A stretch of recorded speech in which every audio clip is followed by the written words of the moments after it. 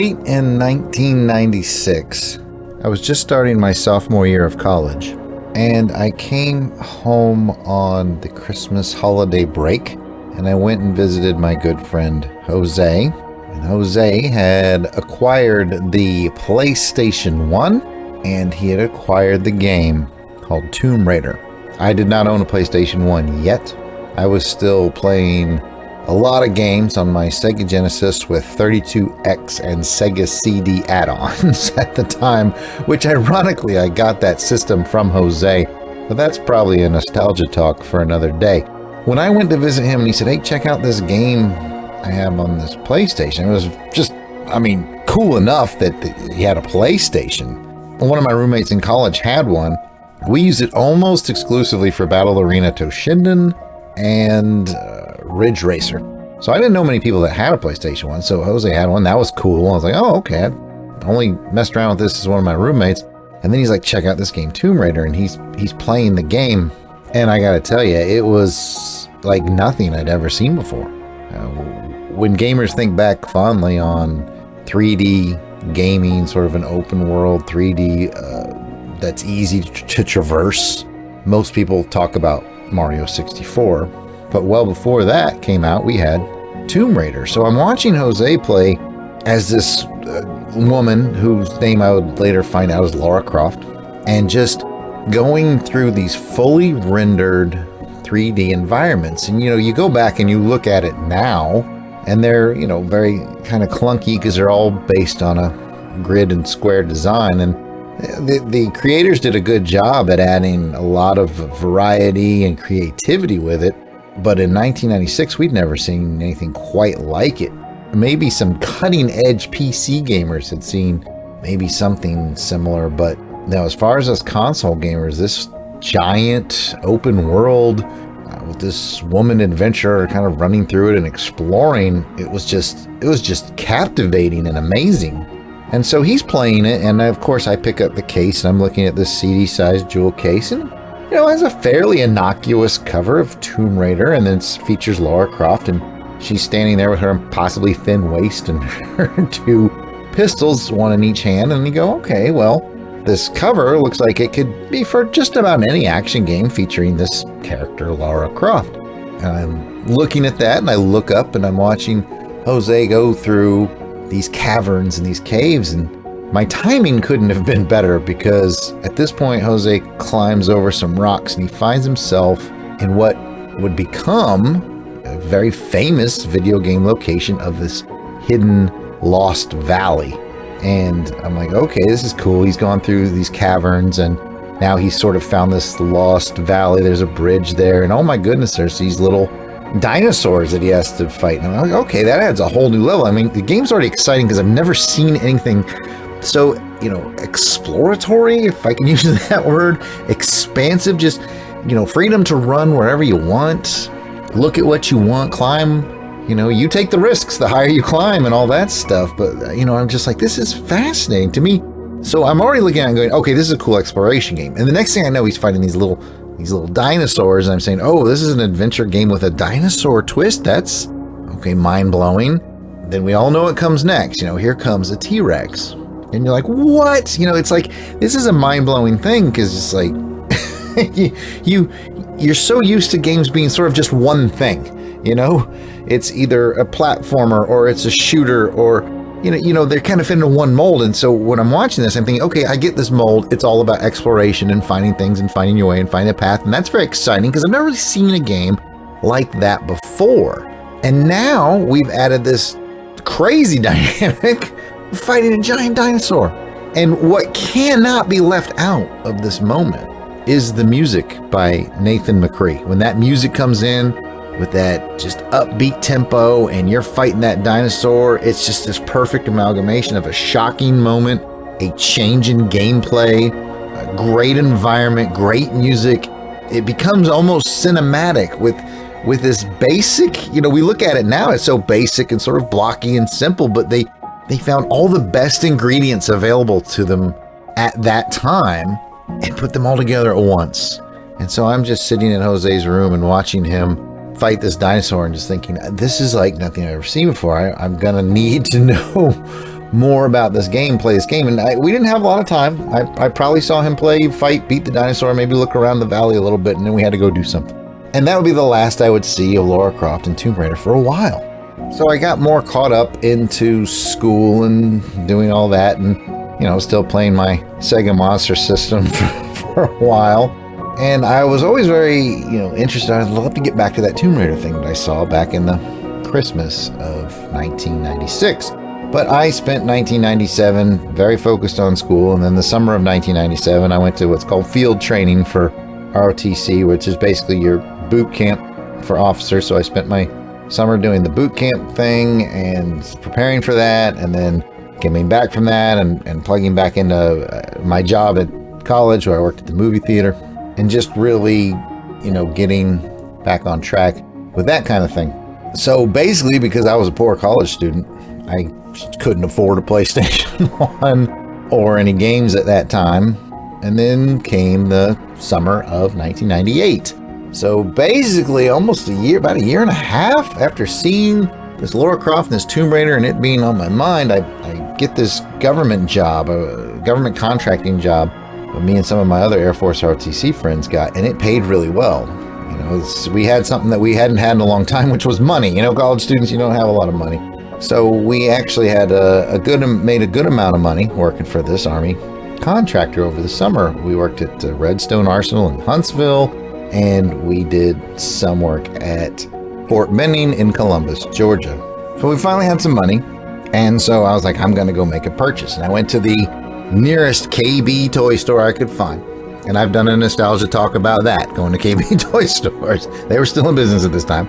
And I bought a PlayStation. And then I went down to Babbage's, because I was in a mall, and I looked at their used games, because I want to buy some used games.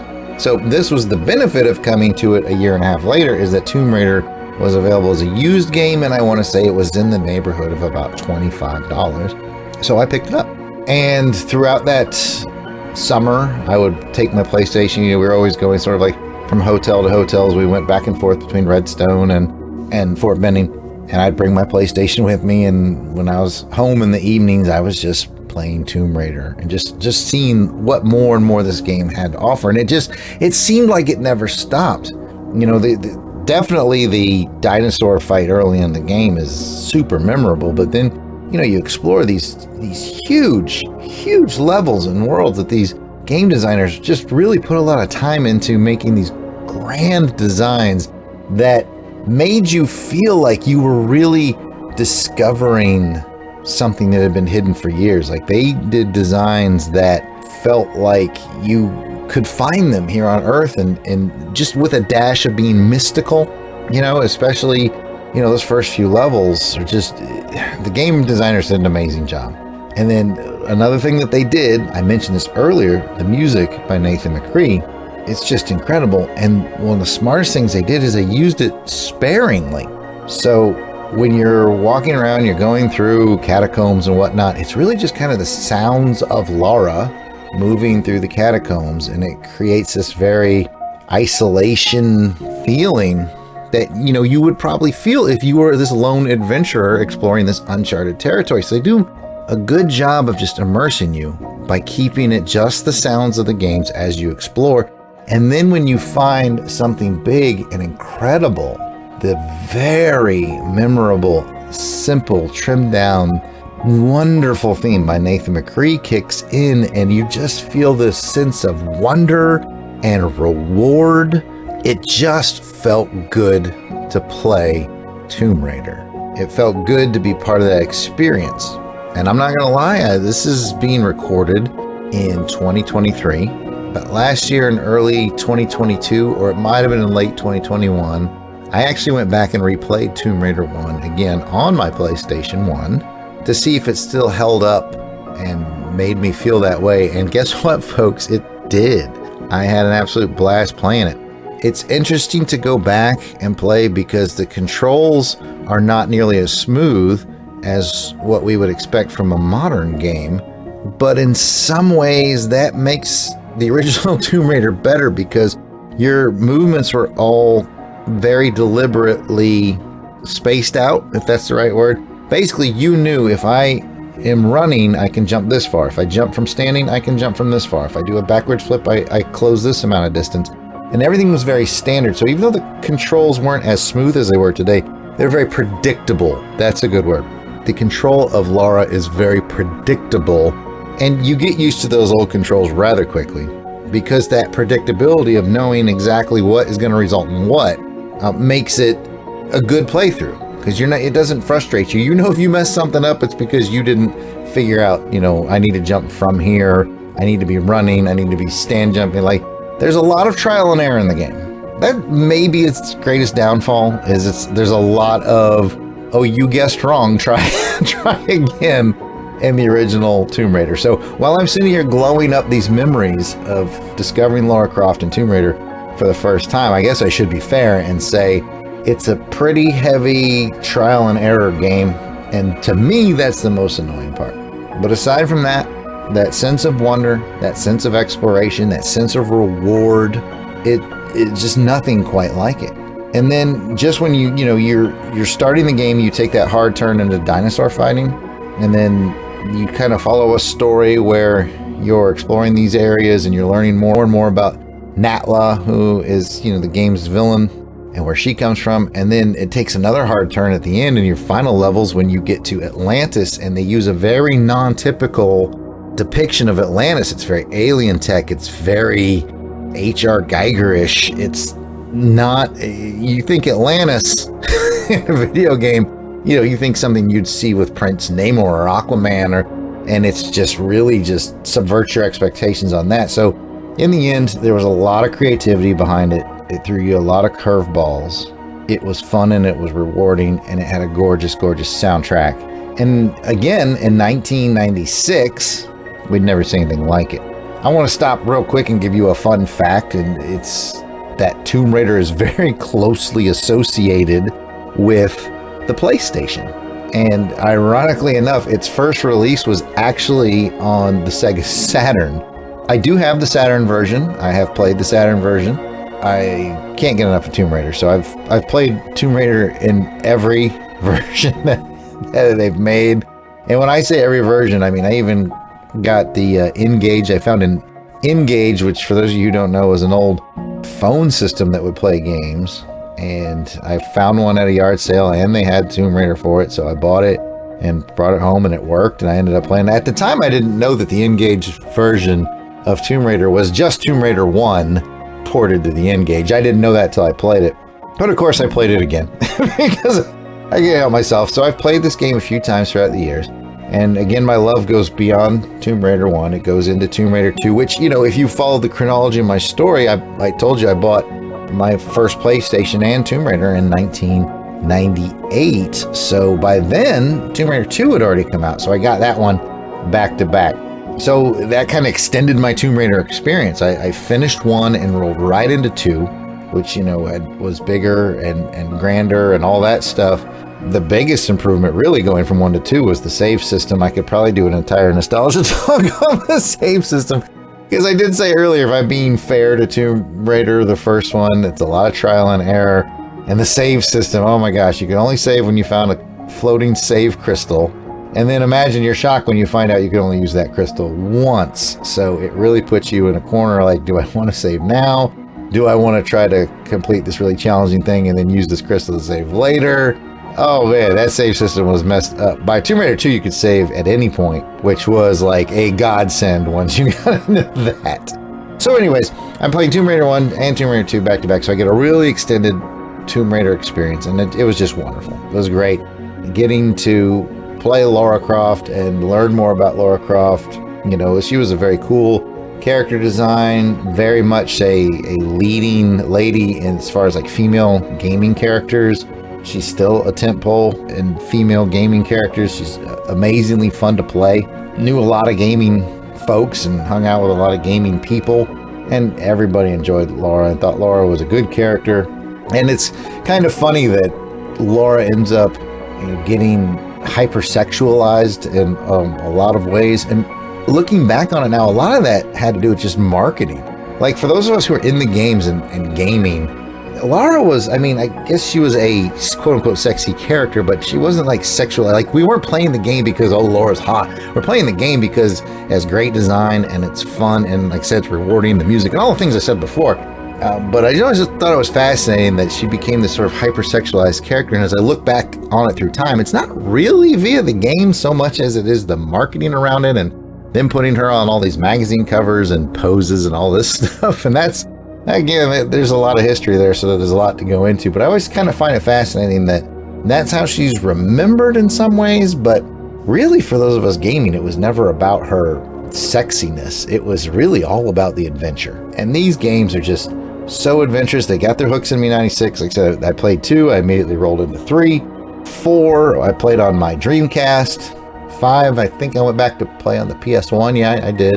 Then the ill-fated 6th one, the Angel of Darkness on PlayStation 2, probably the low point in the series. After that, Crystal Dynamics came along and revamped it with Legend, Anniversary. Ooh, I still love Anniversary quite a bit to this day. Underworld, and then Crystal Dynamics teamed up with Square Enix for the reboot relaunch in 2013's Tomb Raider, which is also an awesome game. But I could make this nostalgia talk about Lara Croft a lot longer if I went into all those games. I won't. I'll kind of keep it focused to that first meeting with her, that 1996, just awesomeness. Just what a great memory. I guess the only thing I'll really add is I also really enjoyed the comic book series that spun out of it. I want to say that was circa 2001-ish. Top Cow ran a comic series that was really quite good that I enjoy. So, you know, and then from there, of course, we got Tomb Raider movies and so on. So there's been, as of this recording, 3 live-action Tomb Raider movies, 2 Angelina Jolie's, and one that came out just a couple years ago, more based on the reboots. So the legend of Lara continues to grow and thrive and make good games, and it's just a franchise that I've always really enjoyed. It's just been a part of me. There's a few video game franchises that have just really defined me as a gamer, and Tomb Raider is one of them. And it's just those early memories from 1996 to 1998. One just occurred to me. I'll share with you. This is funny because you got to remember in 1998-ish, the internet is still extremely young. I didn't even have a home computer to have access to it. So when I ended up getting stuck in the cistern level, because by gosh, if you're going to get stuck in any level in Tomb Raider, it's going to be the cistern level. What a complicated level design that was. I ended up going to the mall, which was still a thing, to the Walden Books, which was still a thing. And they had strategy guides. Again, I'm in college, so I don't have a lot of money to throw around. So I can't afford to buy a strategy guide. But I'd go there and I'd flip through the page to where I got stuck, and I'd see, oh, okay, I get some clues and hints just by looking at the strategy guide at Walden Books. And then I'd drive home and try to put the knowledge I just gained to the test. So that's what gaming was like back in the mid to late 90s. Just kind of how it went. So those are my memories of Lara Croft, Tomb Raider, the PlayStation 1, moving into 3D gaming in such a magical way, and just stuck with me forever. I'm still a Tomb Raider fan to this day. I anxiously await whatever they're going to release next. I'm certain I will give it a shot. I've played and enjoyed just about every game. Well, I've played every game they've made, and to some extent I've enjoyed them all. They've had some hits and some misses, but overall, this adventure I've taken with Lara has been a lot of fun and just makes me smile every time I play one of these games. I'm really glad I did my replays on these games, and who knows, maybe I'll wait another 15 or 20 years and replay them again and get that nostalgia kick one more time. So I ask you guys, you Nostalgia Talk listeners out there, what are some games that just kind of got to you? What kind of franchise, rides inside of your gamer soul like Lara rides inside of mine? Or more specifically, what was your experience with Tomb Raider? I'd love to hear from you. You can certainly comment on the YouTube video in the comments. I'd love to hear from you. You can certainly reach out to us at the LONGBOX Crusade. We're at LONGBOX Crusade on Twitter, Facebook, Instagram, and of course here on YouTube. Just love to hear from you. Love to hear your thoughts. Love to hear your comments. It's just always nice to hear from you guys out there. Lots of fun in the video game world. There may be some more nostalgia talks in the video game world to come. Who knows? But I have been Jarrod Alberich. I am at Yard Sale Artist on Twitter, Facebook, and Instagram. And I appreciate you joining me on another Nostalgia Talk. And I look forward to sharing some more memories with you in the future.